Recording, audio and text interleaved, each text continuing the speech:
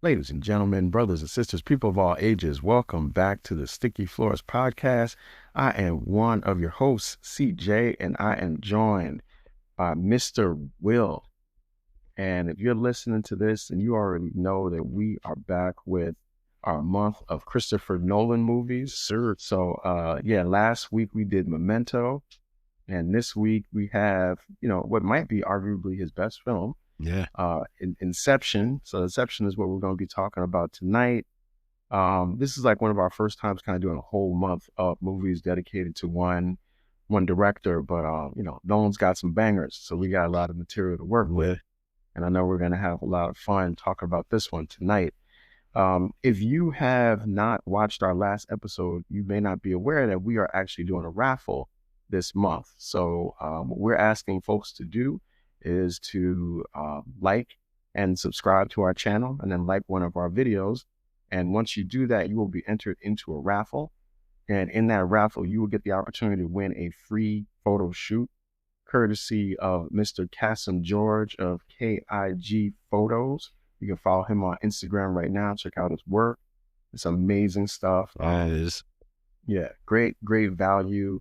The only condition is that you have to be willing to travel to the Prince George's County, Maryland area. And if so, and if you win, then that'll be a free thing for you. We will keep this raffle going through the end of this month. So all you have to do is, once again, just subscribe to the channel, like one of our videos. You'll be entered into the raffle, and we will choose the winner at the end of January and connect you with Mr. George in February so you can get that shoot going. Yeah, man.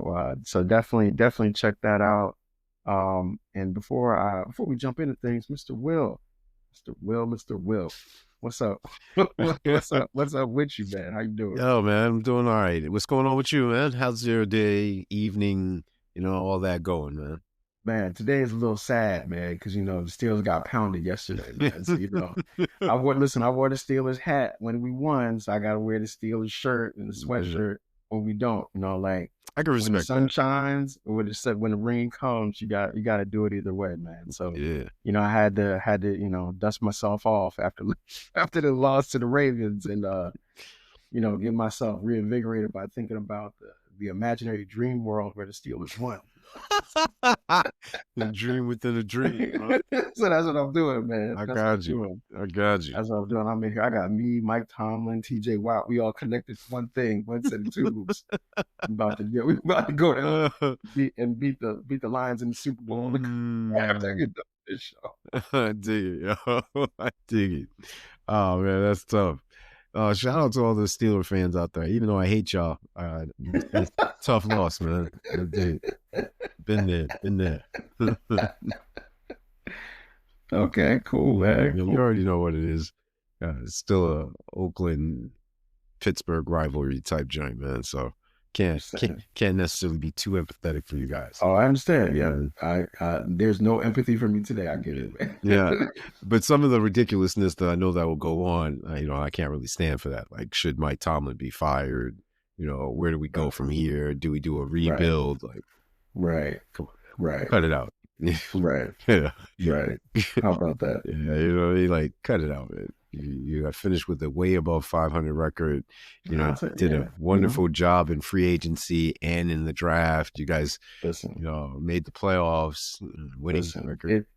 It'll be all right, man. 6 days from now, they'll be talking about somebody else. Yeah. So everybody look at the one fair thing about the NFL is that in the end, only one team is happy. This is true. Everybody gets their turn with losing. Yeah. That's where it is, man. Yeah.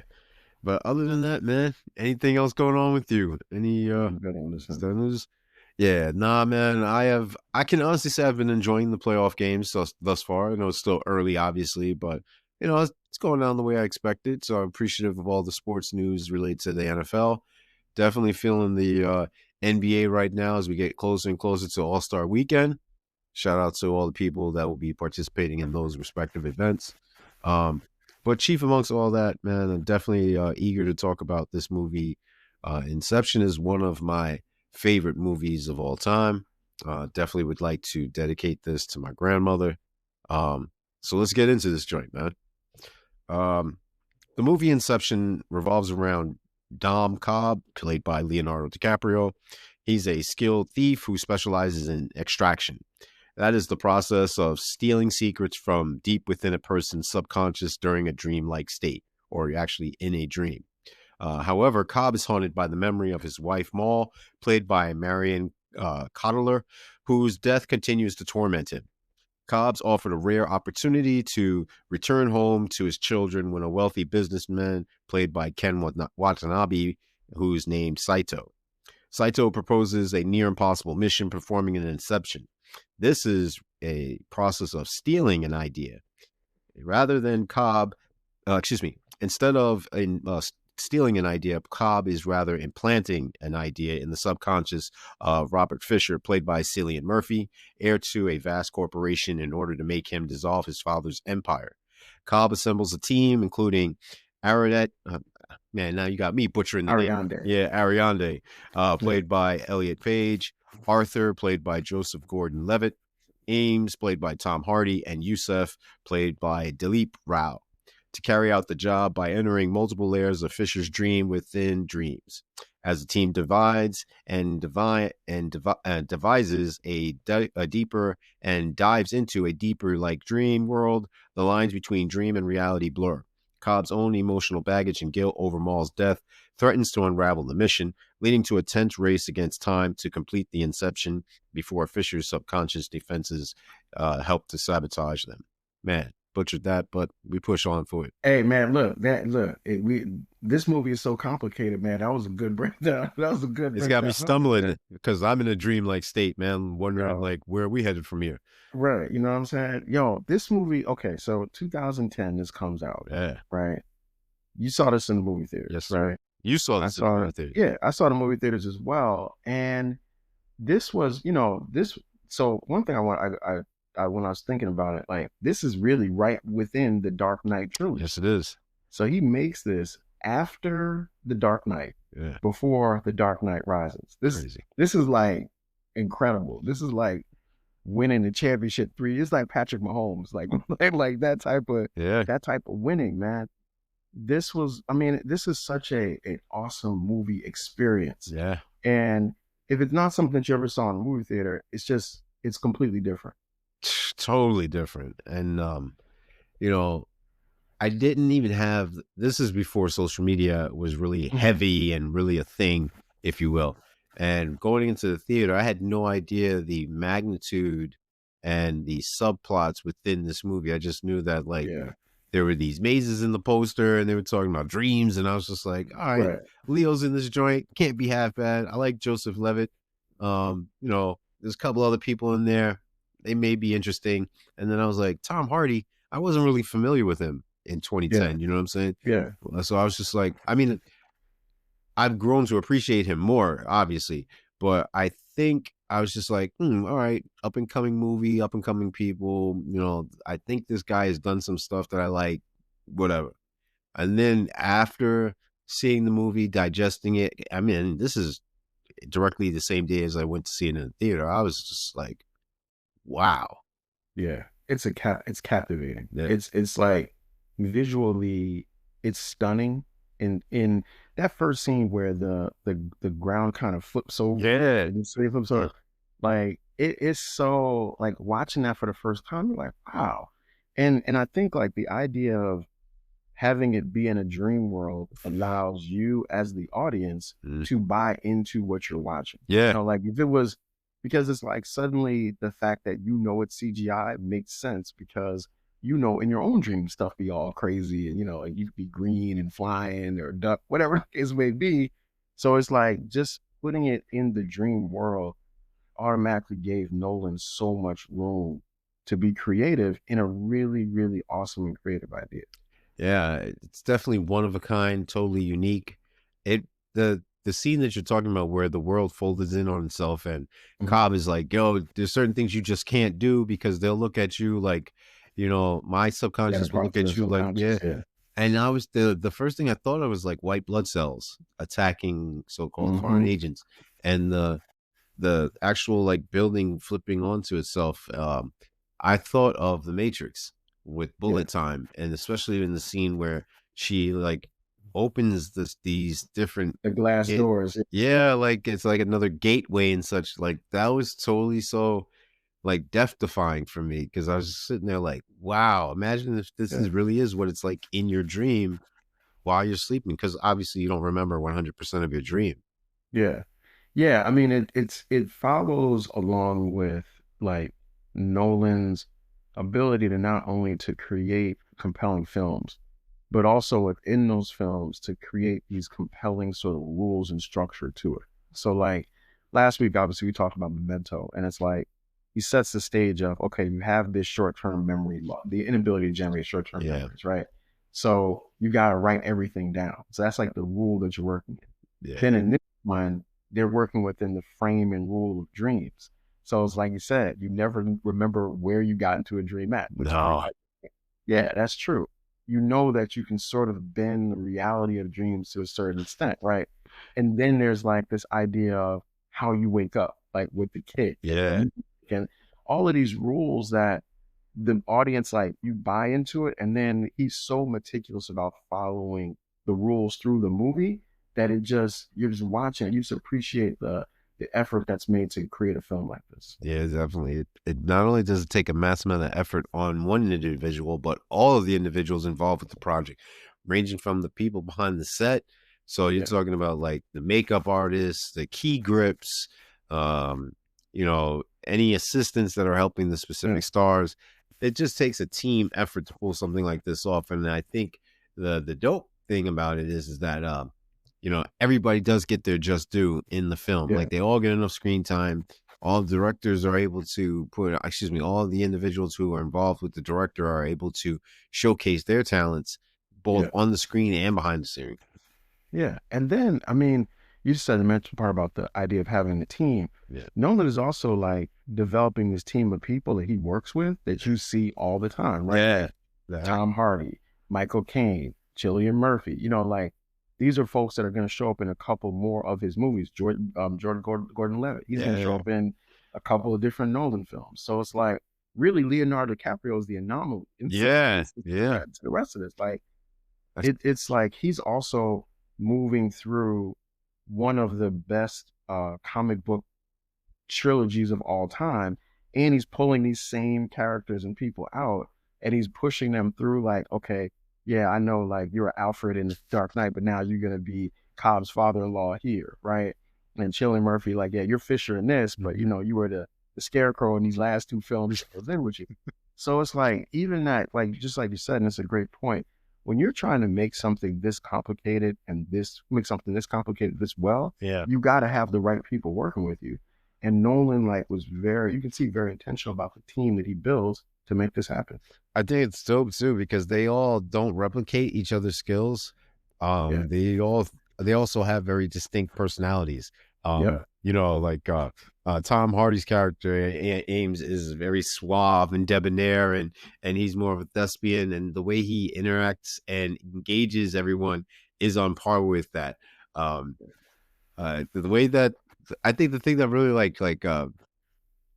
really like helps me process the movie even more are the motivations as told behind the scenes through the voice of Ellen Page, where it's like if we were in the movie, we would ask those questions too. Yes. So Yes, I absolutely. definitely like that. Yeah, her character is so important because she's a stand-in for the audience, Yeah. right? Like brought into this world, Yeah. no one where everybody else is so familiar, Yeah. right? Like Eves knows I can impersonate anybody in a dream, right? Mhm. And it's like, Jordan, I'm killing his Joseph name, but Moore. Arthur in the film. Arthur knows about like all the research and like how to sort of set everything up. And then they got the guy that's a specialist in all the formulas that are all the dream stuff, the dream juice that you need to be able to stay in the dream.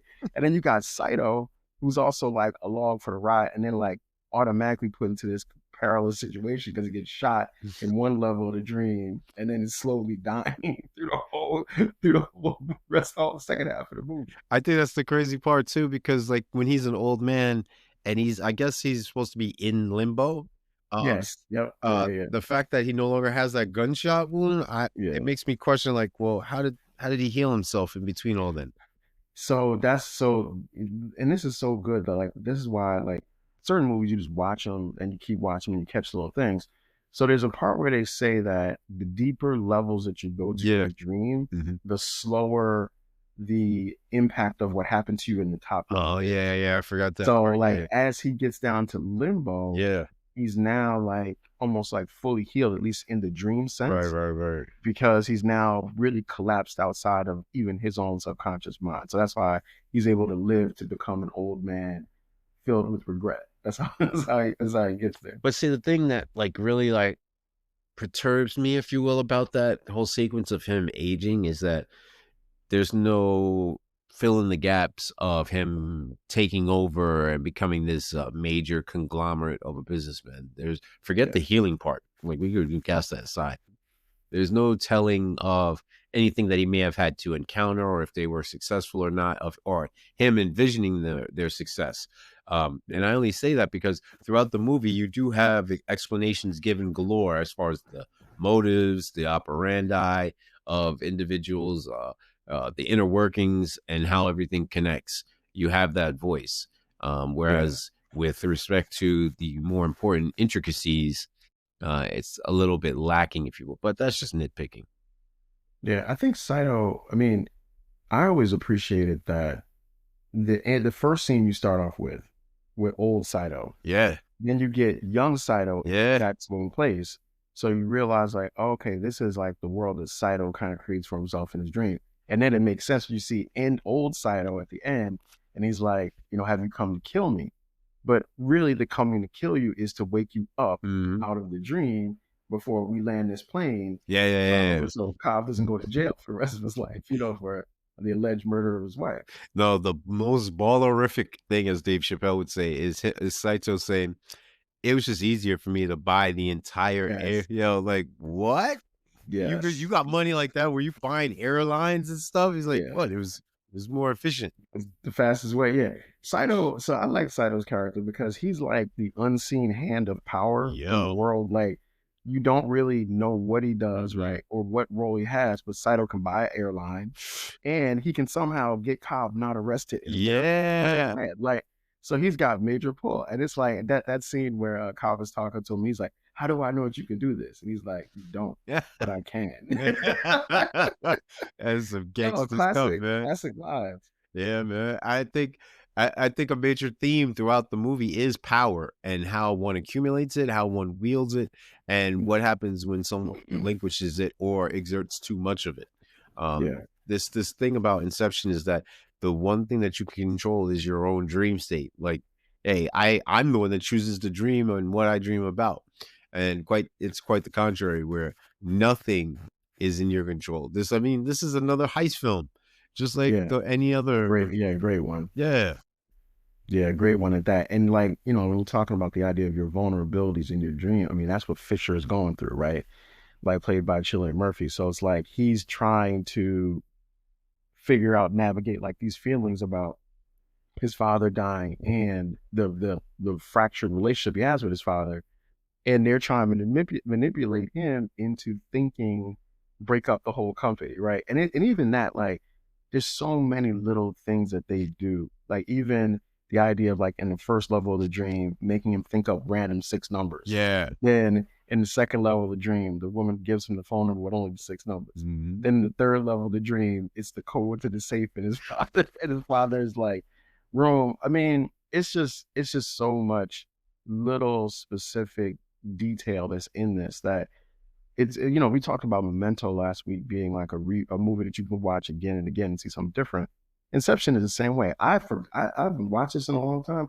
I forgot how much I really like this film. Oh, dude, man, I have not forgotten how much I like this film based upon not only like there's so many like subplots and subtexts that you could be here ad nauseum talking about this thing for like years, decades.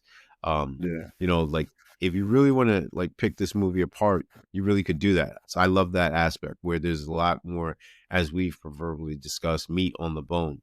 I love the fact that you know, that Nolan builds a rapport with these individuals and they stay being able to work. They stay being able to do projects together. They stay being able to expand his universe and their own It's like a partnership, just like in the movie. They are architects constructing, a new home, if you will. And Yep. like he says, like Cobb says, in the real world, we would have to choose. But here, we don't have to choose. We can have both. So we can have a house and an apartment. And Yeah. if Yeah, in the same place. Yeah. and her and the irony is not lost upon me that her childhood home is underwater or about to be underwater. And if you can't grasp that, then I guess you Yeah. don't understand. But the fact that not only her childhood home is there, but his home is there, the home they're building together, both the what was it, the physical house as well as I think it was like an apartment building or some type of Yeah. That it complex, was in whatever like a that they were. skyscraper Yeah, that they really liked. Yeah. yeah. For some reason I couldn't remember, but I knew it was some type of building. Yeah. I mean, and that's also one of the other great parts about this movie is it would be fantastic as just a heist film. Yeah. And then the film has this emotional core Mm-hmm. with Cobb and this relationship he has with the mental specter of his wife, right? And the story of like how that happened and why Maul is Maul in these dreams and Yeah. all of that, it keeps like another mystery that you can go throughout the film. And it's really a testament. I mean, you said it so many times, but it's a testament to Nolan's ability to tell two really complicated stories that have so much detail to them, and they're neither is lost. Like one doesn't overshine the other as you're moving through the film. I think the other thing that is dope about these movies is that the time in which they came out. So in 2010, it's pretty controversial because of 9/11. It's pretty controversial because of the different things that were going on in sports at the time. So when people were seeking refuge, and then I think it's dope that like the crux of the movie is on par with not only those changes in the world and those themes throughout the news cycle, but also they seem to be very prevalent as far as from an esoteric standpoint. Like, is there life after human beings? How far is it in outer space versus inner space? You know, a redemption story, seeking uh, having contrition, seeking consolation in the arms of whomever is around you. Like Joseph B. Levitt's character kissing Elliot Page's characters. Oh yeah, nice little I'm scene. sitting there like, wait, what? And Yeah, nice little is scene. innocent. Like, okay. And Yeah, well, he thought he was gonna die, so he I mean, like, I might as well get this one last kiss. yeah, he's like, you, It didn't work. yeah, It didn't work. Yeah, I mean that there's yeah, and then the other part is like thinking about where this movie is, 2010, right? yeah, I was looking at it, the scene where the world sort of folds over. I was like, oh man, that's like Doctor Strange, right? And I was looking yeah, at, and I was like, yeah, wow, like you can see how much that movie also then influences like other things like the mirror dimension yeah, in like Doctor Strange is very similar to like that world that they were creating in Inception. So yeah, I mean like and that's not, I don't think that's a knock, like it's an inspiration, right? Like I've I was watching it and I was thinking about how the downtown shooting scene that they had, like it kind of is like Heat, right? It reminds you a little bit of that. And I've seen like people on the internet talk about like how that scene kind of reminds them of that. And you talk about it being a heist film. Nolan is really good about like telling like that ordered story about how you would do like a heist, how you would steal something. That's why the beginning of The Dark Knight is so compelling, yeah. because it's like that heist thing in the beginning. He's excellent at telling those types of stories. I think it's dope though that he uses heist as an analogy for other things. Like it's not just stealing a diamond or something like that. Like it's about acquiring knowledge in a way that others have deemed illegal or unfit. I think it's the fact that in addition to the heist, I like that whole like I guess you call it 40s noir femme fatale. Yeah, see, like I like that whole like I don't know how What was that? that's the Dave Chappelle joint, man, where he's like, yeah, see, don't talk. That's the James Cagney voice, That was a James yeah, Cagney. you know what I mean, like James like that whole PI hey, come over and see me sometime type. You know what I mean? Like I like that black or white gothic type thing, yeah. Yeah. Yeah, no, I mean, it's a good movie. It's just there's so much to like about it. And you know, it's so many good actors and so many good things Oh that man, like cast is off you the don't hook. even you don't even realize like how much like they don't even have to use everybody a lot No. because there's so many good actors. And it's like I know this is the thing that you always love, the ensemble cast, like Yeah. boom, that's where it is. Yeah, I mean, like Maul's name is Maul. It means bad. You know what I mean? Yeah. So like, it's dope that's in there. You know what I mean? So like, they don't pull any punches. They're very direct as Nope. far as who's who, what side of the tracks they're on. I like the fact that like, Maul is like you said in the pre-production meeting, like she's on go time every time they Yeah. come around. She all the smoke. They, Maul wants all the smoke yo, every why are time you you see. here? This is our place. Like, she don't give a what. Like, she's ready to go. So I got a question about that. I got a Yeah. question about that. So let's get into the cake, man. I know you got a bunch of stuff that you like about this film, man. Go ahead and kick it off Yeah, for us. man. Like, forget the fact that like, about Maul and her name and things like that, but and inner space being more vast than outer space. There's the sense of kidnapping. Like, and we understand that kidnapping is a word that originated when Charles Lindbergh's baby was kidnapped, and you had the whole state of New Jersey in a frenzy, and they had all these announcements in New York and everyone throughout the country because of his position as being the man who went around the world. But in this sense, in the movie, the kidnapping we're talking about is the stealing of innocence, where literally he's implanting an idea in Maul's head. This is told later on in the Yeah, film, of yeah, yeah, course, yeah. in which he can prove that Inception is a possibility. And he's at that time arguably the leading authority, other than Michael Caine, who also appears in a numerous amount of Chris Nolan films. And shout out to CJ for pointing that out earlier in the week when we were doing the prep on all this. There is a tandem, and it interchanges from time to time, obviously, but Michael Caine being one of them, and he being his mentor who came and Yeah. actually got Dom, who is also the father of Maul, by the way, and the grandson of their children, Philippa The and grandfather of the James. children, Yeah, yeah. so we're talking about like the kids are deprived of a father, so that's a kidnapping in the sense. Maul's innocence was stolen in a sense. Her well-being, her naivete was stolen. They're in a dreamlike state, and there's countless of fairy tales about that. Like, I love that it draws inspiration from so many different things. So you could see like the Sleeping Beauty element, if you will, like the Disney version, and the Brothers Grimm version. I love that aspect, you know what I mean? Like, of, all these princesses waking up to the reality, like no one is going to come save you. You have to Yeah. help save yourself.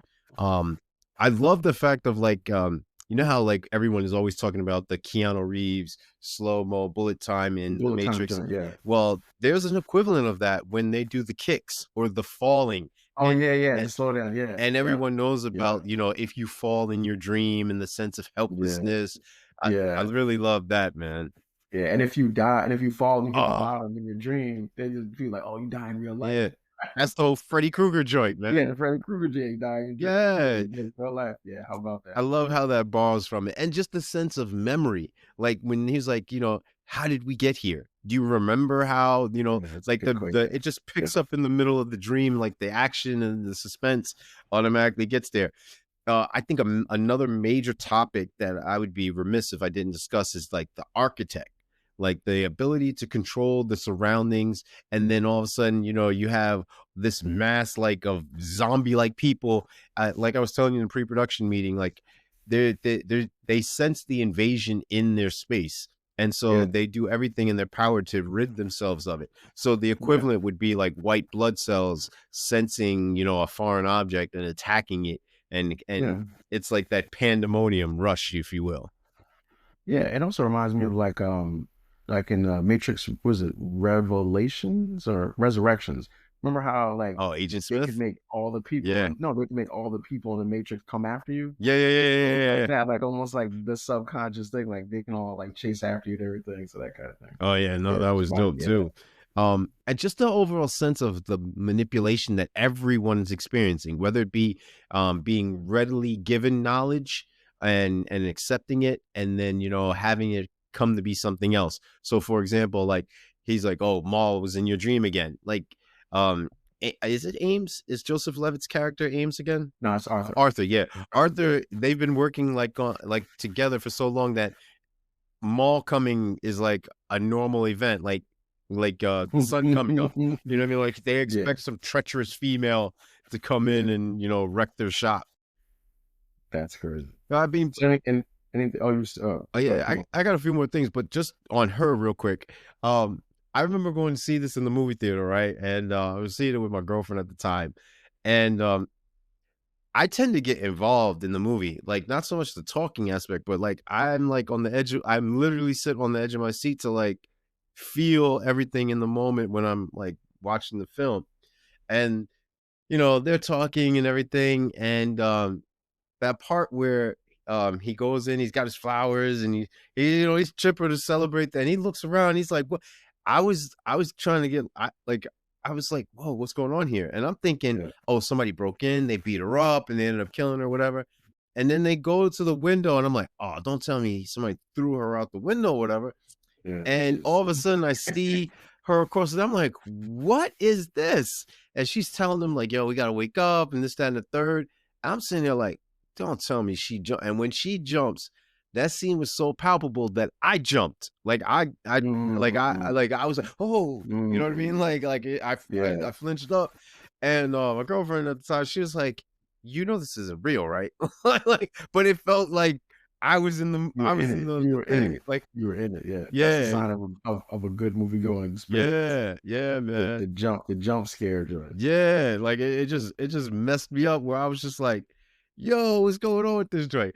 I mean, I could go on and on and on, man, but in the spirit of brevity, I'll just say we've touched upon a lot of things that if our audience who's watched the show knows, like I like the amalgamation of the movies. So like the comedy thriller, multi-ensemble cast, heist movie, murder, death, kill joint, like those are my things. And if it has an ambiguous like scene or ending or opening or whatever, I love that.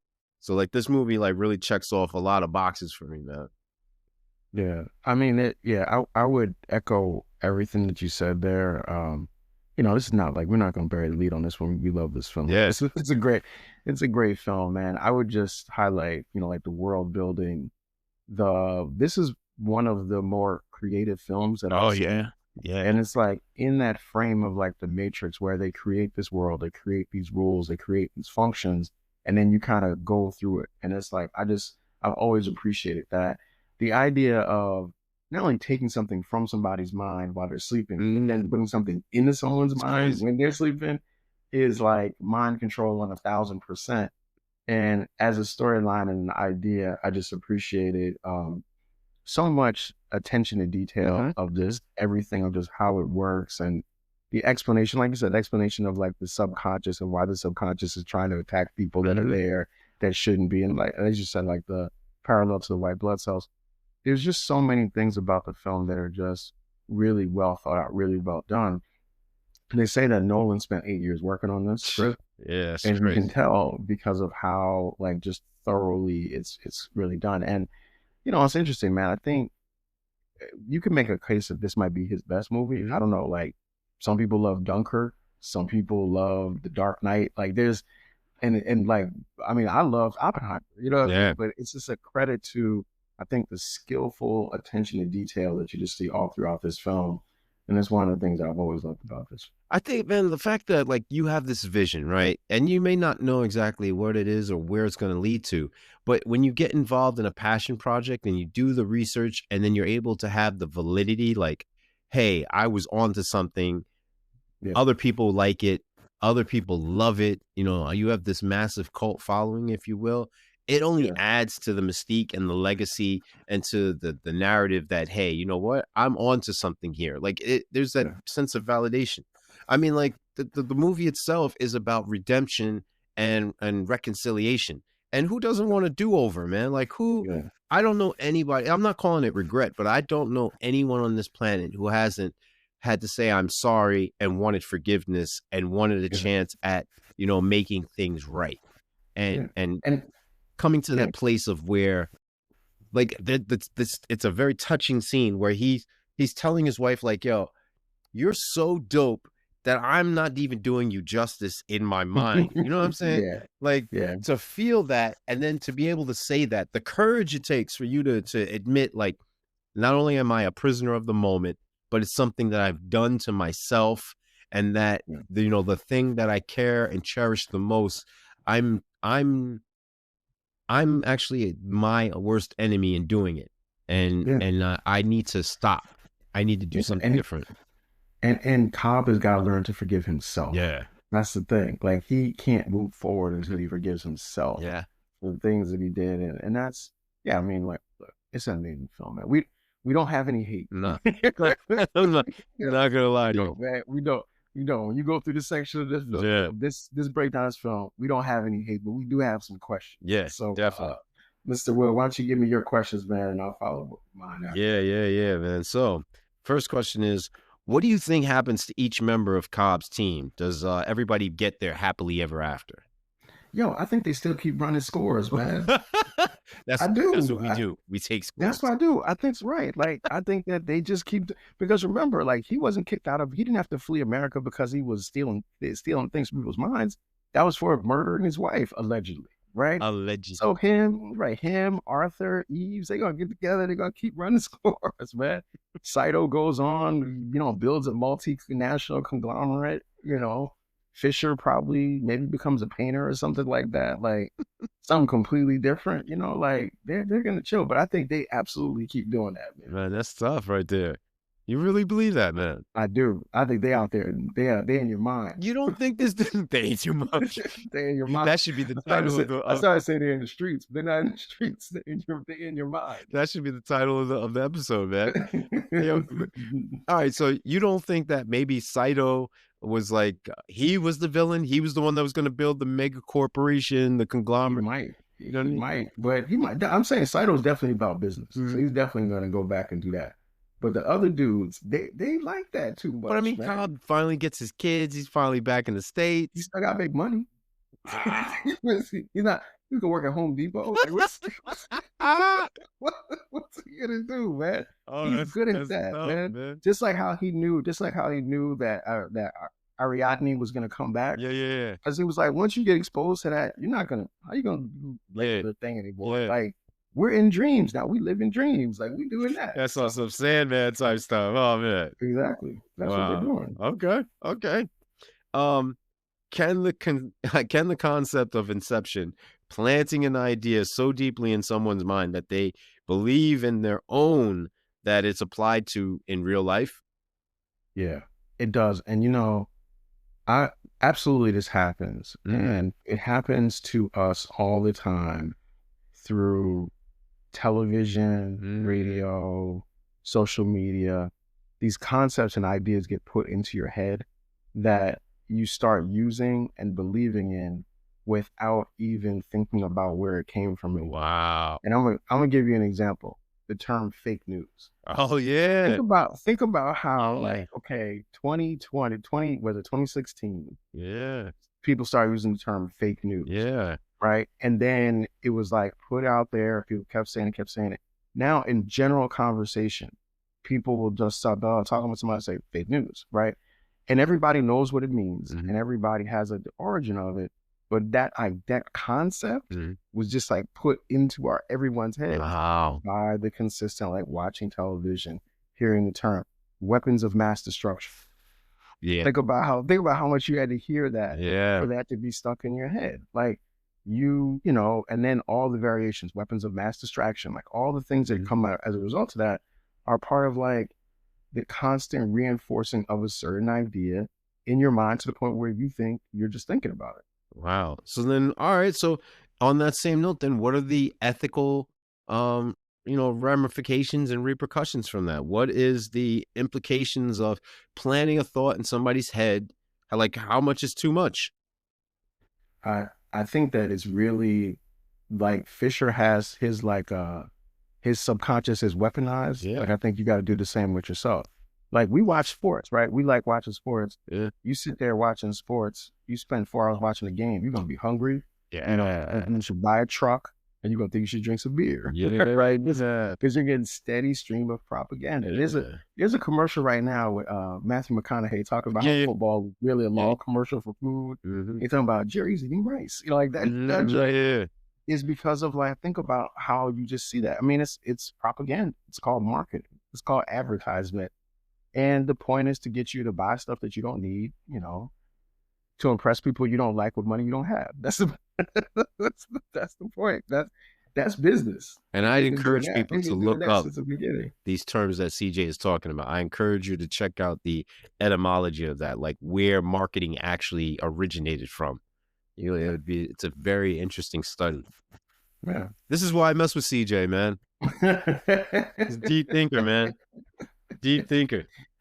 All right, here my next question is, all right, what do you think about the character of Ariadne and her role in Cobb's journey?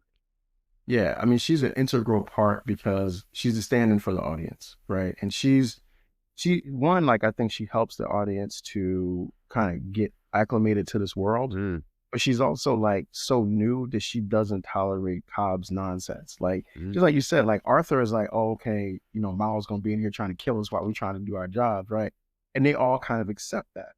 But she's the first one that's like, hold up, this is not right. Like, why do we have everything be so dangerous? And why don't we force Cobb to address this and to deal with this? And she is necessary for his character arc of coming to terms with like, okay, I need to let go of Miles so that I can actually go home.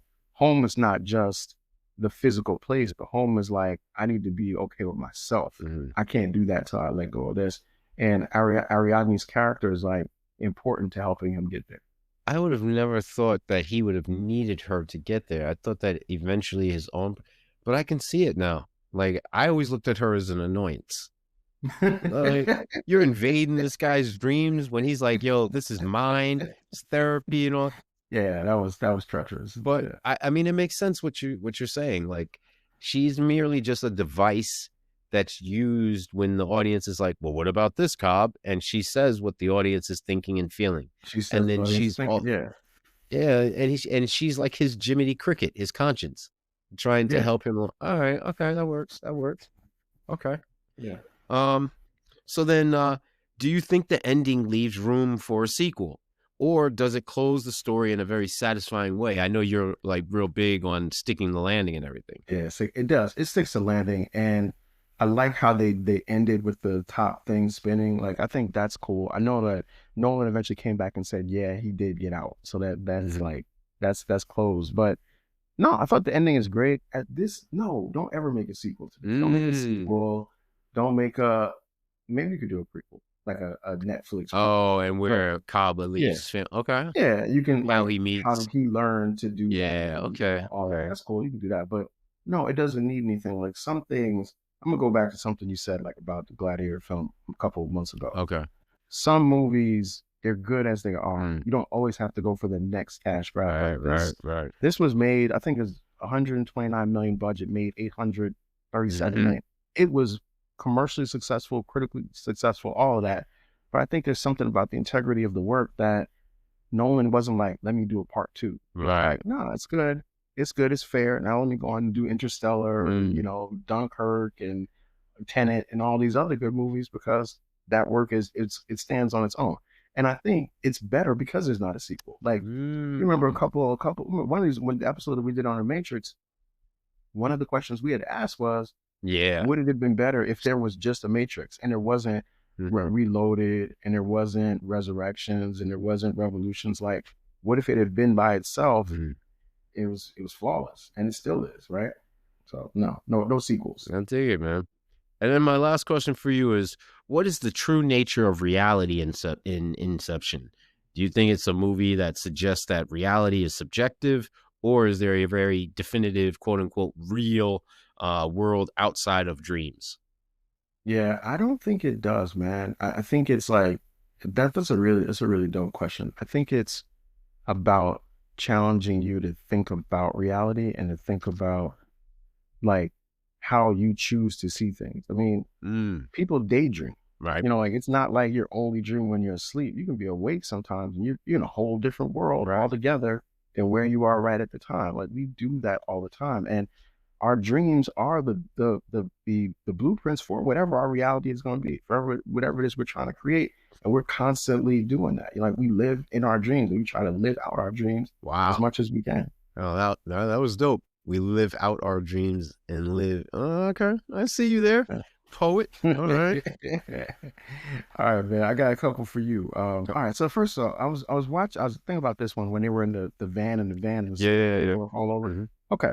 And then I don't know if I just want to know what you think about it. Okay. So if your real body is hurt, right, while you're in the dream, do you lose the ability to use that part of your body in the dream world? Wow. You know what? That's tough, man. We've all seen countless movies. I know CJ and I have, where, you know, a body part is hurt and you're like, I can't move my arm anymore. Yeah. You know what I mean? If pain is mental and purely mental, then your physical symptoms and the nerves attached to them or whatever, you know what I mean, it should be it. So I'm really on the fence about this, man. But push comes to shove, I'm going to say, nah, man. If you're in your dreams, I know that there's dreams that I've had that I can dunk a basketball doing 360 windmills and cartwheels jumping. And nah, man, I think you think of yourself as invulnerable in your dreams. You know what I mean? I think your mind can project whatever it wants to. You know what I mean? Got it. So you wouldn't be affected. No, I don't think so. Okay. Yeah. All right, cool. All right. Okay. This is the question that I had too about like actually, yeah, I'm asking away. All right. So when they show the scenes of Cobb and Maul like walking around their world that they built, how come there were none of their subconscious things were in there? Oh, that's easy. I think they spent so much time being open. Like, I really believe that they had a connection that was like unrivaled, that was unparalleled, that they were able to explore each other's inner demons and inner workings and overcome it together. That's why, like, at the end, it flashes to them with wrinkly hands and everything, because they said, we spent 50 years in there. But you're seeing them before they even divulge that information as young people. I think that they've become masters at it, which is why he was able to even create Inception. People didn't know what that was. This was all theory. He was able to actually put it into practice. So I think that they had such a profound mastery of it that they were able to eliminate anything and everything, all distractions. Like they were, and he said they were in limbo too at one point. So like, they were able to, you know, really hone their craft, if you will. Yeah. All right. I like that. All right. Next one. So you know, like how when there's a song. Yeah. They play some before they wake up, right? Song. Yeah.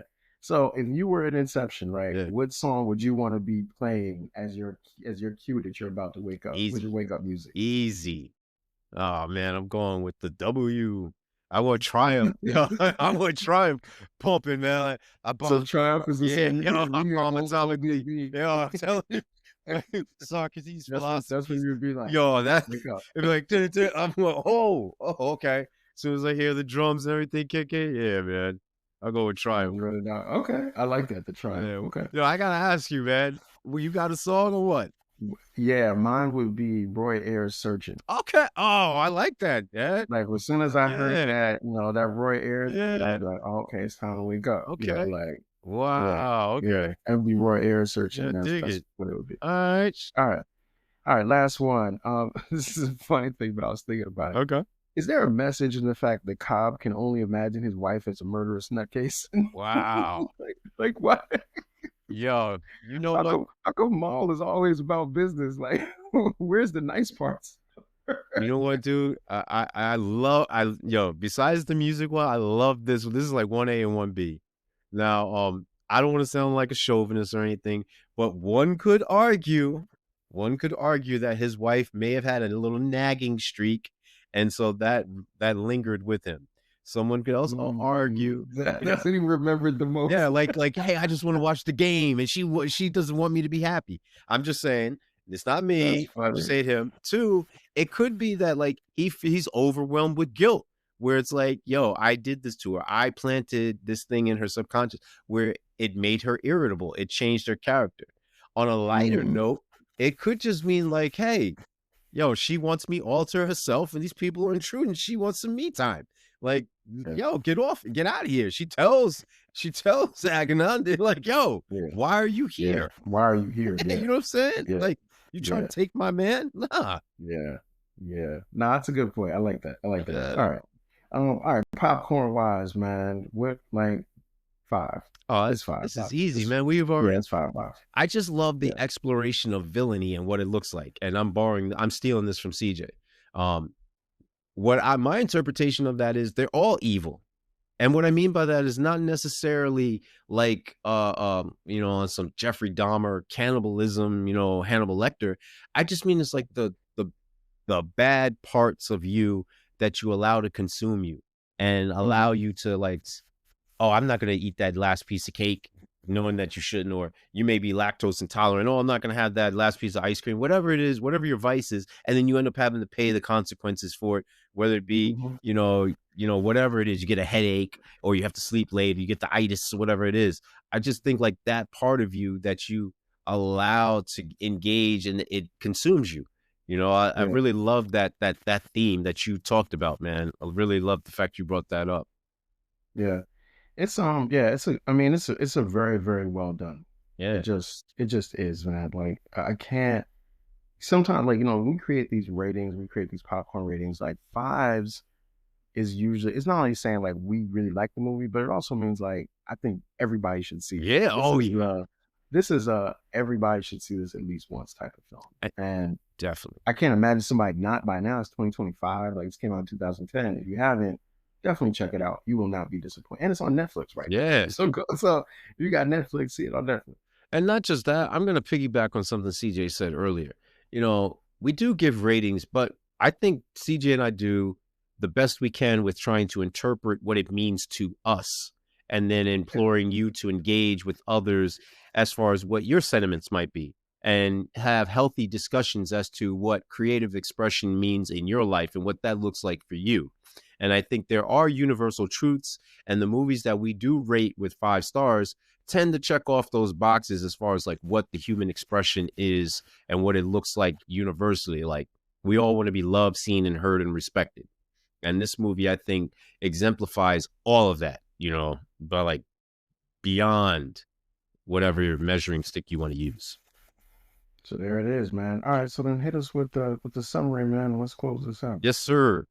So Inception is a complex, visually stunning exploration of memory, grief, and the power of the mind, with thrilling action sequences and a compelling emotional core. The movie's ambiguous ending leaves viewers questioning what is real and what is a dream, inviting endless interpretations and discussions. It forces viewers to ponder the fine line separating dreams from reality and the potential for ideas to be subtly implanted in the human psyche. The film's intricate narrative and philosophical undertones challenge audiences to reflect on the nature of consciousness and belief. It is a sophisticated exploration of internal dreams and decisions, using the thrill of suspense and the allure of science fiction to engage its audience. As a monumental addition to the action thriller genre, it propels viewers into a mesmerizing narrative that blurs the lines between reality and dream, questioning the very existence and essence of perception. And there it is, man. So that's our breakdown of Inception. We are doing a month of Christopher Nolan films. Next week, we will be back with The Prestige. Ooh, so, make sure you're watching closely, because we're going to be doing The Prestige, Once again, we are doing a raffle this month. So if you subscribe to our channel and you like one of our videos, you will be entered into a raffle. And as a part of that raffle, we are auctioning off a free photo shoot with Mr. Kasim George, who you can find at KIG Photos on Instagram. Check his work out. It's very, very high level work. Man.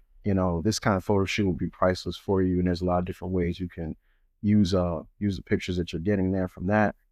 So what you'll do is just subscribe to the channel, like one of the videos. You'll be entered into the raffle at the beginning of February. We will announce who our raffle winner is. We already have some people who have already subscribed, so thank you very much for entering in. Yeah, definitely. And and we'll see where it goes from there. Once again, Sticky Force Podcast is available wherever you get your podcasts. We are on Apple Podcasts. We're on Spotify. We are on YouTube. We want you to subscribe to our channel and like and share and comment too as well, because your comments help us to do this better. Yes, yes. And we'll see you next week. Peace. Love you, Grandma.